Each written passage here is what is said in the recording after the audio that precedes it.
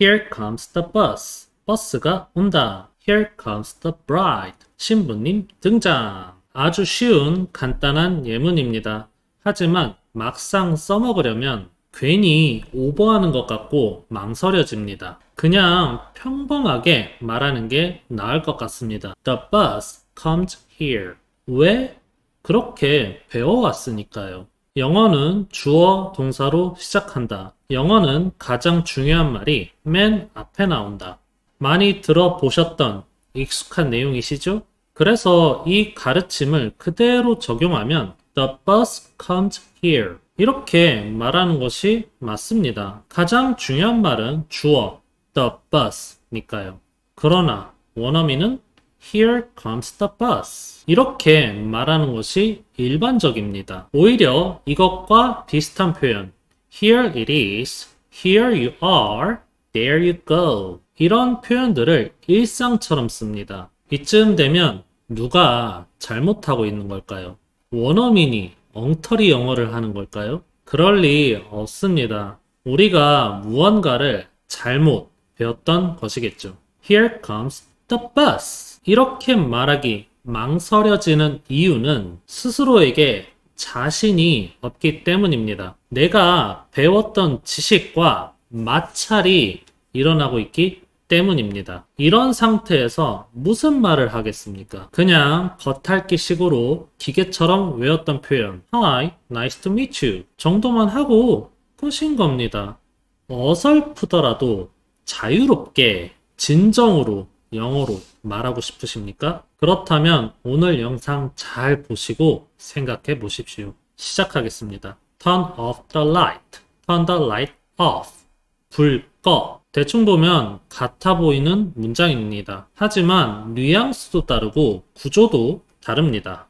첫 번째 문장은 turn off the light 구조입니다. 두 번째 문장은 turn the light off 구조입니다.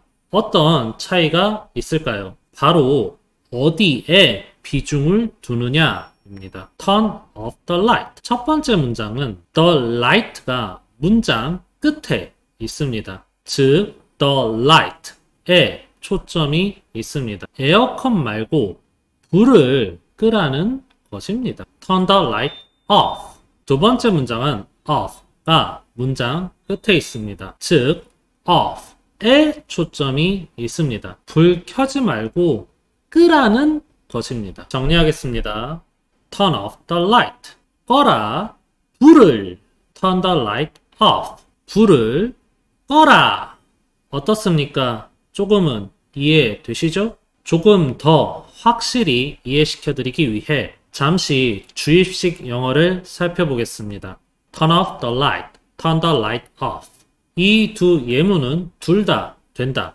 그러나 turn off it, turn it off. 대명사 it은 뒤에 올 수 없다. 그러니까 외워라. 재미있죠? 주식 영어의 전형적인 멘트, 예외다, 외워라. 왜 대명사는 안 되는 걸까요? 간단히 설명드리겠습니다. 대명사란 대신하는 명사를 뜻합니다. 즉, 상대방이 아는 것을 가리키는 단어입니다. turn off it? 이 말을 듣는 상대방은 it이 무엇을 가리키는지 이미 알고 있습니다. 따라서 이미 알고 있는 것을 강조할 이유가 전혀 없습니다. 강조할 이유가 없는 대명사 it에 초점을 둔다? 애초에 성립할 수 없는 구조입니다. 반대로 turn it off. off는 충분히 끄는 것에 초점을 둘 수 있습니다. 충분히 성립될 수 있는 문장 구조입니다. 다른 예문도 살펴보겠습니다. Pick me up. 나 데려와. Put it down. 내려놔. Give it back. 그거 돌려줘. 어떻습니까? 왜 대명사는 끝에 두지 않는지 이해되시죠? 이로써 저는 기존 영어의 절대적인 권위 앞에 도전했습니다. 영어는 가장 중요한 말이 맨 앞에 나온다. 이 말이 맞습니까? 아닙니다. 올바르게 정정하겠습니다. 두 눈 똑바로 뜨고 집중해 주십시오. 영어는 어순이 절대적으로 중요한 언어이기에 문법적으로 중요한 말이 앞에 나와야 합니다. 그래서 주어 동사의 어순이 있는 것입니다. 그러나 의미적으로 중요한 말은 앞이 아니라 주로 뒤에 나옵니다. 왜 뒤에 나와야 할까요? 상대방에게 설명해야 하기 때문입니다. 설명이란 상대방이 모르거나 낯선 것 혹은 구체적으로 말하는 행위 등을 뜻합니다. 문법적으로 중요한 말은 앞에, 의미적으로 중요한 정보는 뒤에.